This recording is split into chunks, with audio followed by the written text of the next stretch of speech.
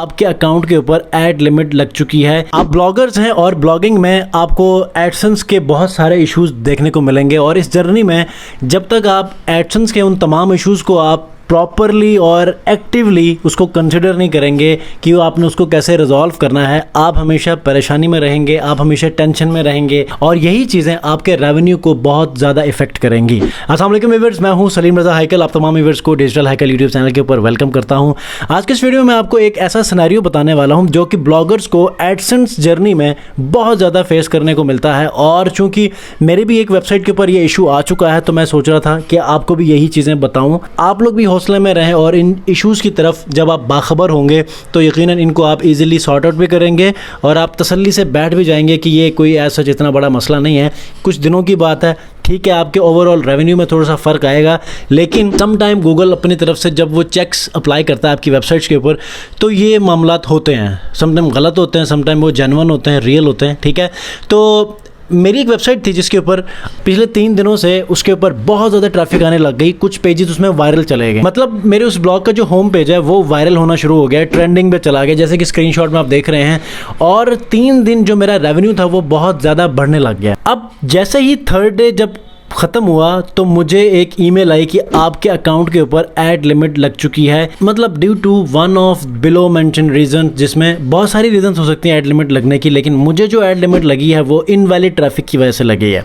अब invalid traffic तो possible ही नहीं है कि वो मैं किसी तरह इनवैलिड ट्रैफिक को अपनी वेबसाइट के ऊपर लेकर जाऊँ, लेकिन अब गूगल के जो अपने चेक्स हैं, गूगल का अपना जो क्राइटेरिया है, उसके जो बॉट्स हैं, अब उसने जैसे तैसे करके जो भी मतलब उसने इस चीज़ को ऑब्जर्व किया है कर लिया और मुझे नोटिफिकेशन आ गया कि जी आपके ऐड के ऊपर, आपके ब्लॉग के ऊपर या आपके एडसेंस में ऐड लिमिट लग चुकी है।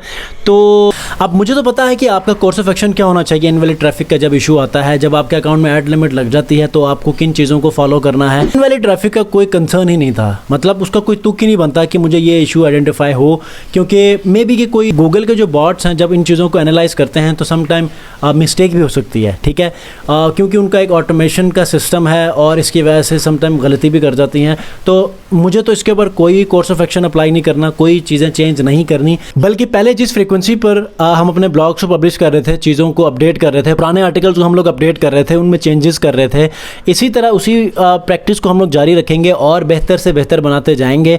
बस आप लोगों ने कोशिश ये करना है कि जो भी आपके टीम मेंबर्स इस ब्लॉग के ऊपर या वेबसाइट के ऊपर काम कर रहे हैं उनसे ये कहना है कि आपने कि एड ब्लॉकर को आपने एक्टिव करना है जब भी आप काम कर रहे हो, जब भी आर्टिकल्स लिख रहे हो, आर्टिकल पब्लिश कर रहे हो, on page of page SEO के ऊपर काम कर रहे हो, ताकि आपसे कोई मिस्टेकनली उन एड्स के ऊपर क्लिक ना हो जिसकी वजह से ये चीज़ें आइडेंटिफाई हों। ठीक है, अब मुझे डाउट है क्योंकि मेरी वेबसाइट के ऊपर बहुत सारे लोग काम कर रहे हैं तो ये भी प्रॉब्लम हो सकती है। हालांकि मैंने सबको बहुत स्ट्रिक्टली ये कहा था, लेकिन ये भी प्रॉब्लम हो सकती है, तो मैंने फ़ौरन से उनको इस चीज़ की इंटीमेशन भी दी है कि अब से ऑनवर्ड इसको स्ट्रिक्टली आपने फॉलो करना है। ठीक है, तो आप लोगों ने भी यही करना है कि जो चीज़ें आपके ब्लॉग को अफेक्ट करती हैं आपने उन चीज़ों को अवॉइड करना है। ठीक है, अच्छी तरह काम करें और परेशान नहीं होना। यही चीज़ें जब आप फेस करेंगे, इनका सोल्यूशन आप लोग फाइंड आउट करके इसको सॉर्ट आउट करेंगे, रिजॉल्व करेंगे, तो ही आप लोग सीखेंगे।